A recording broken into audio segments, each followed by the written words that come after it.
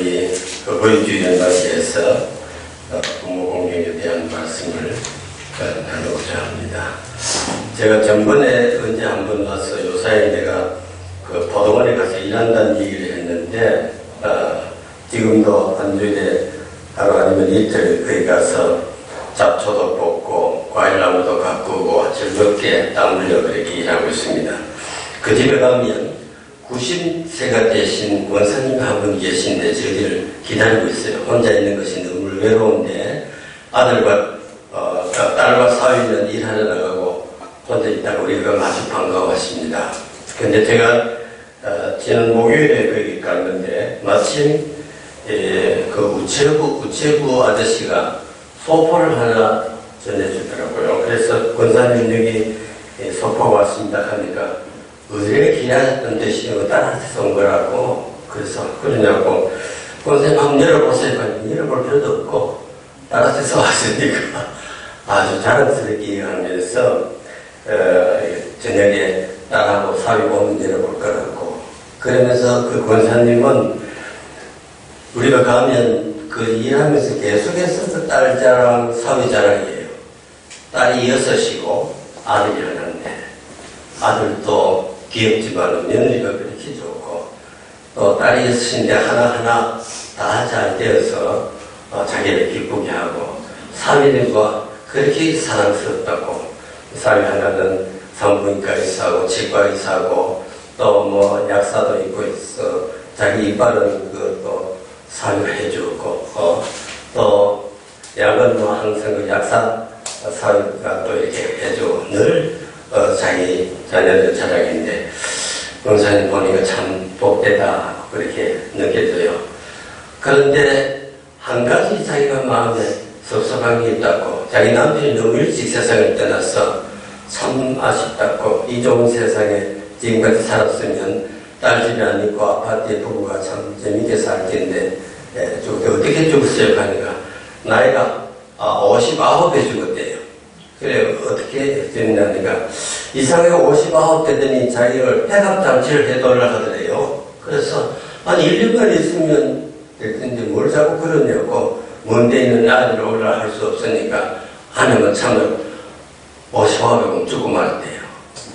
그래서 그만 이 얘기를 보니까 딸 뭐 사위 다 좋아도 아마 부부만큼 좋은 건 없는 모양이죠.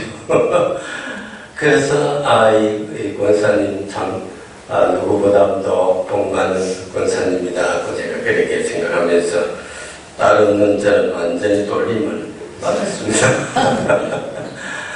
여러분도 아마 지난주간 또 혹은 오늘 어버이주일 맞이해서 자녀들이 여러분들에게 참 감사의 인사도 있고 또 선물도 주고 합니다. 우리가 이 세상에서 받는 행복은 아마 가정에서 자녀들로부터 혹은 형제간에 받는 것이 제일 크다고 생각합니다. 우리 믿는 사람이 물론 늘 큰 행복은 하늘나라에서 있지만은 세상 사는 동안에는 어떤 직장에서 어떤 친구로부터 받는 위로나 도움보다는 가정에서 받는 사랑과 위로와 공경이 제일 크다고 생각합니다. 가정은 하나님께서 우리에게 선물로 주신 것이에요. 부부 하나님이 작정 주신 것입니다. 부모 자기 마음대로 선택할 수 없어요. 예. 하나님이 그 부모에게 그 자녀를 나게 하셨습니다. 예. 우리가 하나님께서 우리에게 가장 귀한 선물 주시는 것 이 가정에 대한 행복을 잘 간직하고 받아 누리시기 바랍니다. 하나님이 세상 만물을 창조하실 때 모든 동물과 새들, 어족들 다 어떻게 창조했습니까? 말씀으로 물고기야 있으라, 공중에 새야 날아라 다 얘기하는데 한 번에 한 쌍씩만 했겠습니까? 한꺼번에 많이 창조했겠습니까? 예? 하나씩 참새 동그라미 해가지고 했어요. 제 생각은 안 나니까 한꺼번에 하늘에 새도 날고 바다에 고기도 막 있는데 사람은 딱 둘씩. 이것이 말라기 2장에 보면 경건한 자손을 얻기 위해서 하나님의 사람을 딱 둘러야 돼. 아시겠어요? 그만큼 우리는 소중해요. 하나님이 우리에게 소중하게 참 딱 띄워주신 부모.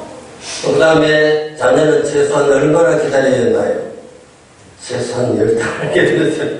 처음에 아마 자녀들이 번성한 건 상당한 오랜 시간이 간 것 같아요. 그래서 하나님께서 우리에게 가정을 주신 축복이 가장 크고, 그리고 이 가정에게 준 하나님 계명이 뭐냐면 자녀들아 부모에게 순종하라, 부모를 공경하라, 이렇게 말씀하심으로 가정윤리의 기원을 말씀해 주셨습니다. 부모 공경하는 사실 우리 동양 사람들은 공자, 명자, 유교에서 우리가 다 많이 듣고 또 그걸 지켜봤습니다. 삼강오론 있죠. 뭐가 삼강이에요? 낙동강, 강강. 네. 문신관계, 또 한 가지는 부자관계, 또 한 가지는 부부관계. 예. 그래서 참 우리 이 동양 도덕은 부모와 자식 간의 관계가 아주 중요하다. 자식은 바로 그 생명이 누구에게서 왔냐? 부모에게서 왔다. 그래서 부모를 반드시 공경하게 하고, 우리 신체는 바로 부모의 일부분이라고 생각했습니다. 그래서 어디에 출입할 때는 꼭 어디 다녀온다는 얘기를 하고, 좋은 일거나 나쁜 일이 있으면 부모에게 참 위로받고 공경하고, 좋은 것 있으면 부모 공경하고, 또 죽은 이후에도 제사를 지내면서 부모를 잘 공경할 것입니다. 우리 기독교에서 부모 공경하는 거하고는 다릅니다. 우리 기독교는 아무리 부모가 자식을 낳아도 부모 위에는 누가 있습니까? 하나님이 계셔서. 우리는 어떤 마음으로? 우리 부모를 주신 하나님을 공경하는 마음으로 하기 때문에 생명의 주인은 우리 부모가 아니고 누구예요? 하나님이 주신다. 그래서 우리 유교에서 부모 공경을 하고 차원이 다릅니다. 그러므로 우리가 부모 공경하는 것은 유교에서 말하는 부모 공경보다도 더 잘해야 됩니다. 예. 그래서 부모 공경 잘함으로 하나님이 약속하신 것 다 받아 넣으시기 바랍니다. 부모 공경 잘하면 모든 일이 잘 되고 또 장수하리라고 그렇게 말씀했습니다. 그래서 너희들 부모에게 순종하라. 또 순종하지 않는 것은 그냥 넘어갈 것이 안 돼요. 예. 구약성경에 부모를 욕하고 부모를 학대하고 하는 사람은 다 불러내가지고 어떻게 하겠어요? 생망다분이와 심지어 심한 자식은 줄이라고 사형에 해당된다고 했습니다. 예. 불순종하는 것은 저주를 받는다고 그렇게 말씀했습니다. 성경에는 참 부모를 공경한 사람들이 참 많이 있습니다. 우리가 가장 많이 아는 대로는 이삭이 아브라함에게 참 순종했습니다. 이삭이 아브라함 자기 아버지가 자기를 제물로 바칠 걸 알았겠습니까? 몰랐겠습니까? 진작에 알죠. 네. 산에 올라가서 나무는 다 가져가는데 제물은 없으니까. 그런데도 자기를 결박해서 저녁에 올려놓을 때까지 아무 반응하지 않았습니다. 이놈 영감 미쳐요. 그렇게 하지 않았어요. 왜? 아버지를 알았기 때문에. 어떤 아버지인지. 평소에 예다 저래다 하는 분이 아니고, 특별히 하나님과 공경할 때 있어서는 우리 아버지는 내가 모르는 무엇이 있다는 걸 알았기 때문에. 아브라함은 어떤 마음으로 이삭을 잡아 제물로 드리려고 했습니까? 내가 지금 아들을 죽이지만 하나님이 다시 살릴 것이라는 믿음을 가졌어요. 그 믿음을 이삭도 가졌겠습니까? 내가 죽지만 어떻게든지 살려주실 것이다. 네. 이런 참 아버지의 마음을 깊이 아는 이 아들이었길래 이삭이 순종을 했습니다. 이삭은 약속대로 참 오래 살았습니다. 이삭이 몇 살까지 살았냐 압니까? 180살까지 살았어요.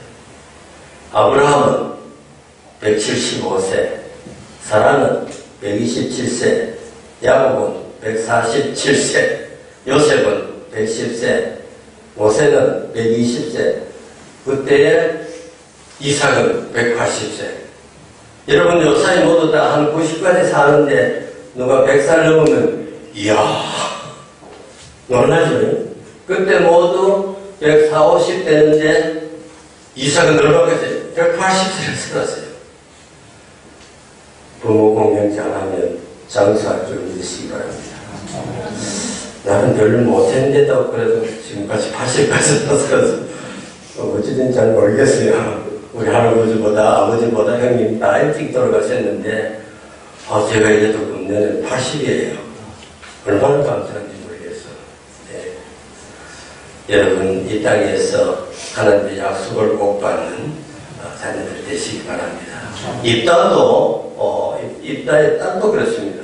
입다가 암몬하고 전쟁할 때에 좀 경솔하긴 했죠. 하나님 내가 암몬과 싸워서 돌아올 때에 무엇이든지 내 앞에 나와서 기뻐하는 사람을 제물로 드리겠습니다. 누가 하세요? 문안동령 딸이 뛰어나왔다고.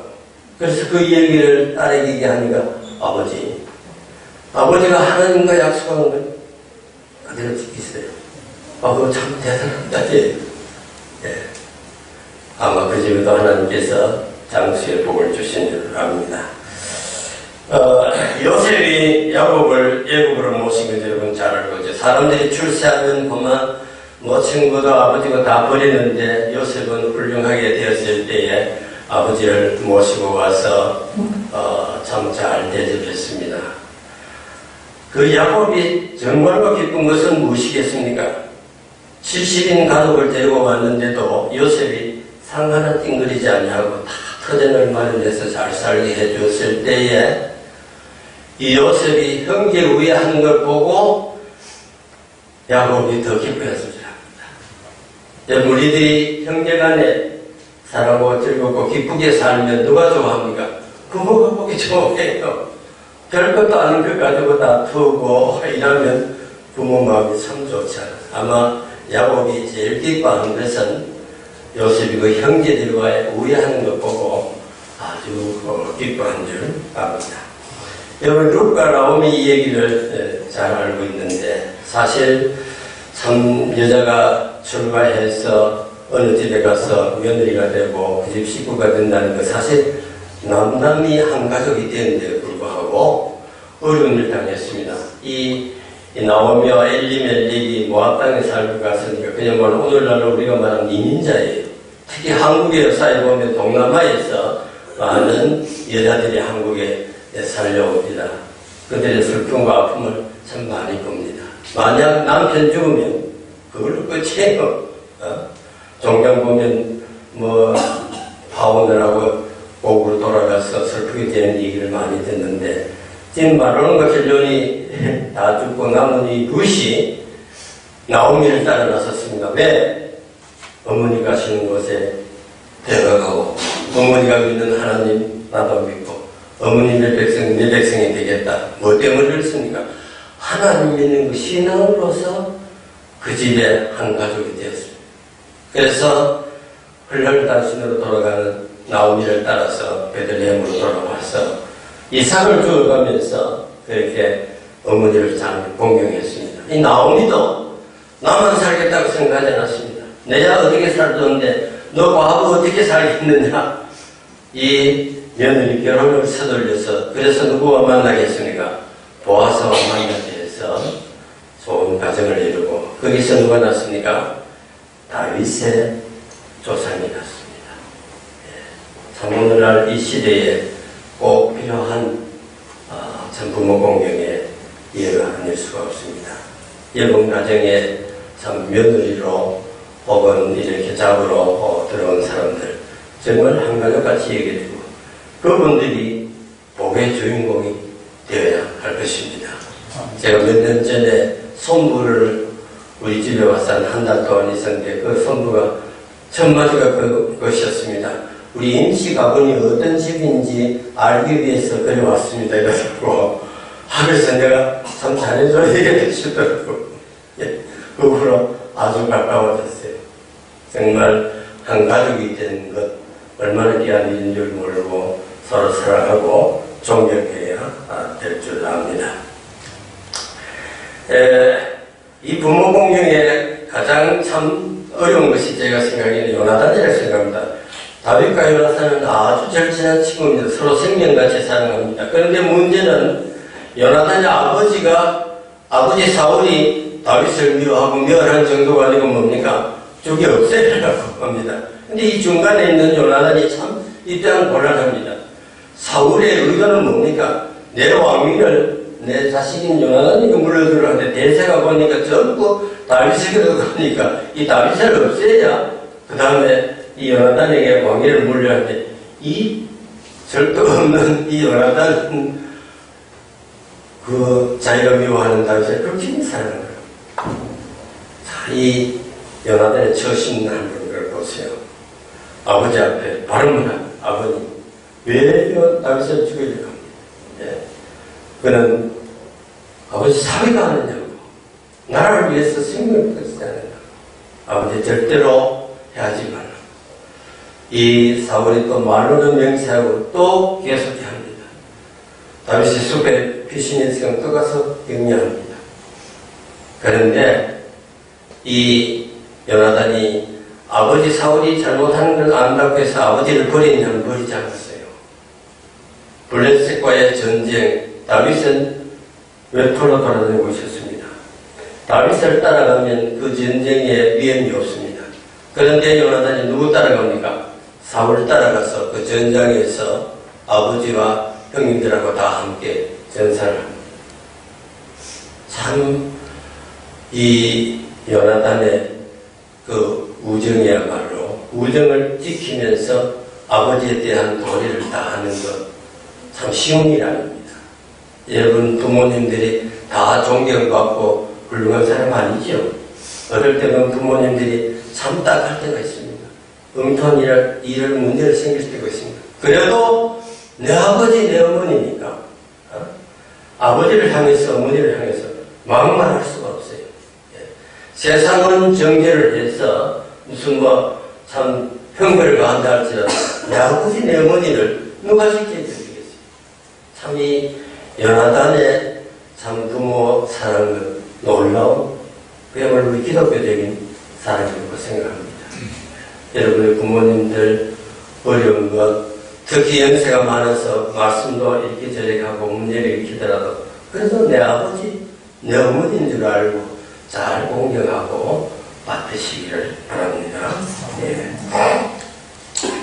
예수님께서 어머니를 부탁하신 일 여러분 잘 알고 있습니다.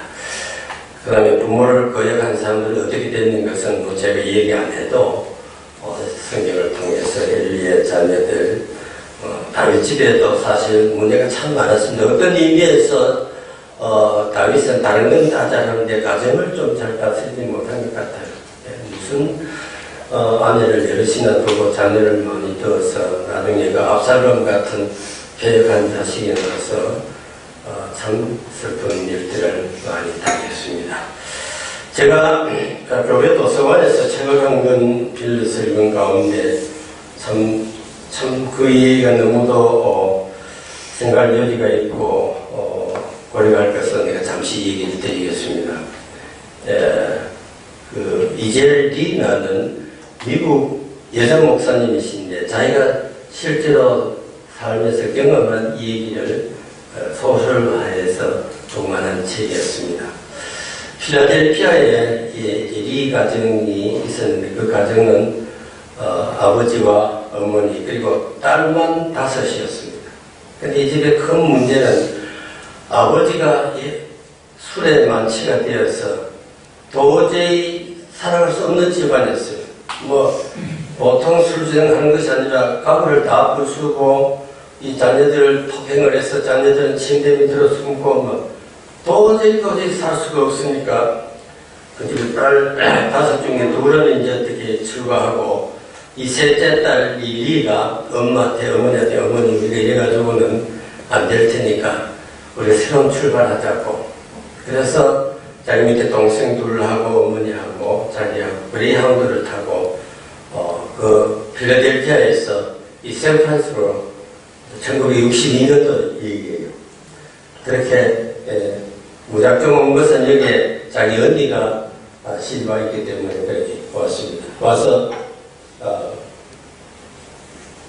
언니가 되게 조선에서 조그마한 아파트에 살고 자기는 잡을 잡았는데 샌프란시스코 그 부두가의 어느 선박회사에 한 20명 직원 되는 데 가서 사무본 일을 맡아서 이제 근근히 그 월급 받아가지고 동생들하고 이렇게 살아가고 있는데 그 선박회사다 보니까 외부의 사람들이 오고 가고 뭐 인사도 하고 이러는데 잭이라는 한 남자가 와서 오늘 저녁에 자기 집에서 좀 피자 파티를 하자고 다른 중국들도 뭐 피자를 사오라 하고 그래서 이 18살 남니는 너무 순진해서 그냥 자기가 그 집에 갔는데 이상하게도 다른 친구들 오지 않냐 하고 자기가 혼자 들어갔는데 그만 그 억센 남자한테 붙들려가 강간을 잡아버렸어요.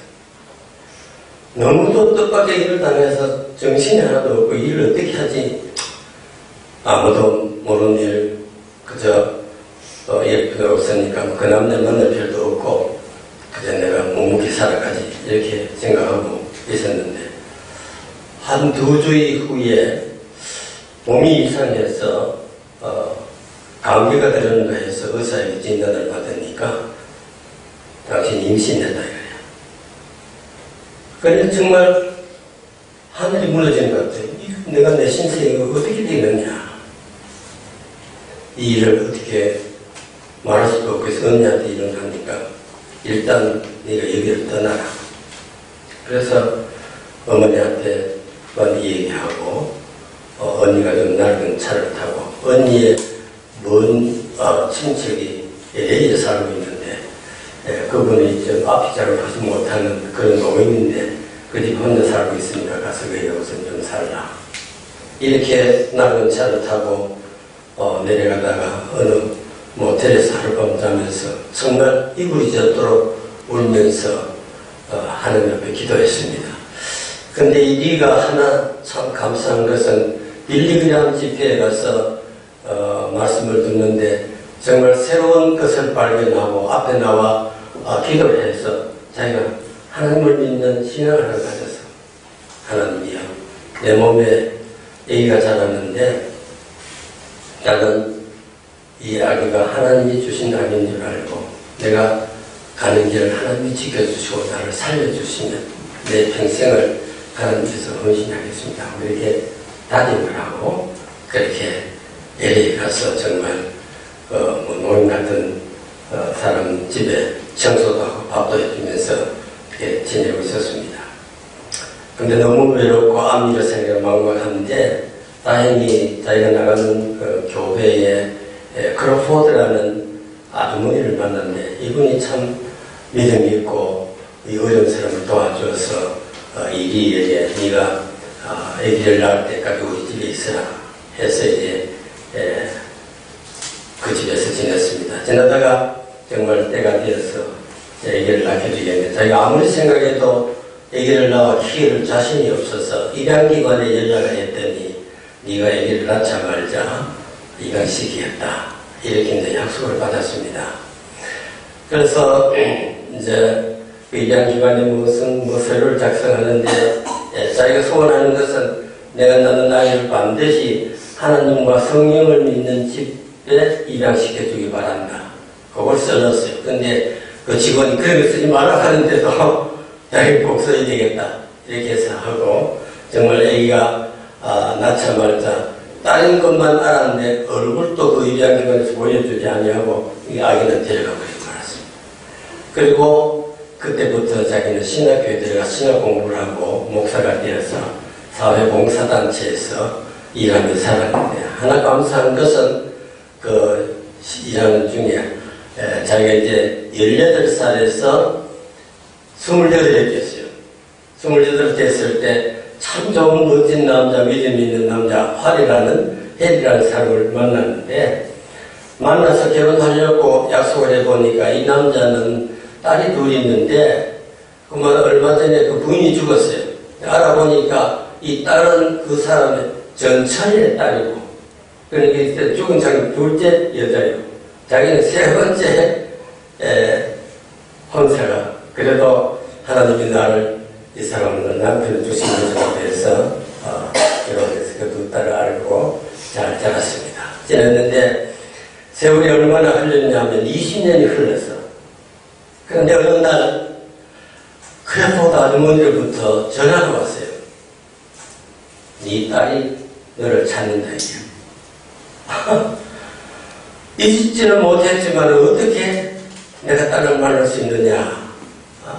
그래서 어떻게 됐느냐 하니까 딸이 이 그래포드 아주머니한테 전화를 해서 내가 내 엄마를 찾는데 그래포드 아주머니는 바로 우리 엄마가 당신 집에서 날 낳았다는 것을 입양 기관을 통해서 내가 알았으니까 나 엄마를 만나게 해달라.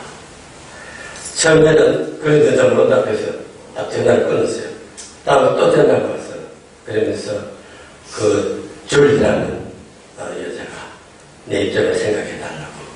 나는 이제 나를 양부모는 나를 떠났고 나는 천에 고한데 한 번이라도 만나보더라고 해달라고 아주 애원을 하고 또 장문의 편지를 보냈습니다. 그래서 그래포드 아주머니가 그걸 2주간이나 편지를 받고 있다고 마침내 이 사람이 전화를 해서 네 딸이 이리 하게 해서 너를 만나려고 하니까 네가 마음대로 해라. 그래서 이제 그걸 받고 이 사람은 자기 남편이 마침 출장 중인데 전화를 해서 내가 참 어렵게 낳은 딸이 나를 찾는데 어떻게 하면 좋겠느냐. 그래서 그 남편도 좀 지켜보자 이러다가 당신이 마음대로 해도 좋다. 이렇게 허락을 받고 또 딸들이 허락을 받고 마침내 전화기를 들고 그 줄리라는 여자에게 전화를 했습니다. 나는 디라는 사람인데 내 딸이냐고. 어머니 나는 어머니의 딸입니다 하면서 대화를 이렇게 쭉 들어보니 이 자기가 딸이 참 다행히도 예수 믿는 집안에 입양이 되어서 좀 나중에 자라서 결혼하게 됐대. 17살에 결혼하자마자 그 어머니 양부모가 입양기간 서류를 그때 써준 거가 봐. 그래서 자기가 입양하는 건 알았지만 상세한 기록을 그걸 중심으로 해서 그때부터 3년 동안 어머니 찾기 위해서 수소문하고 해서 마침내 이렇게 알게 되었다.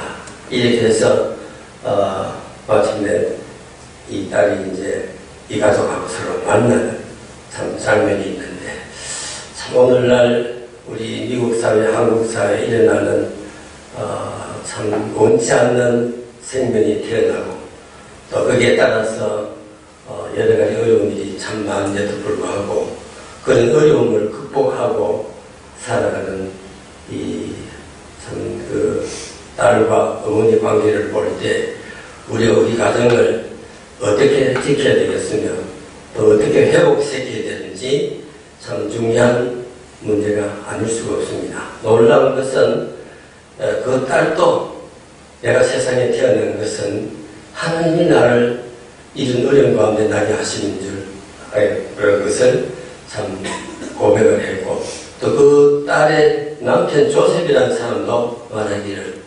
어머니 그 아기를 유산하지 않는 것 정말 감사합니다.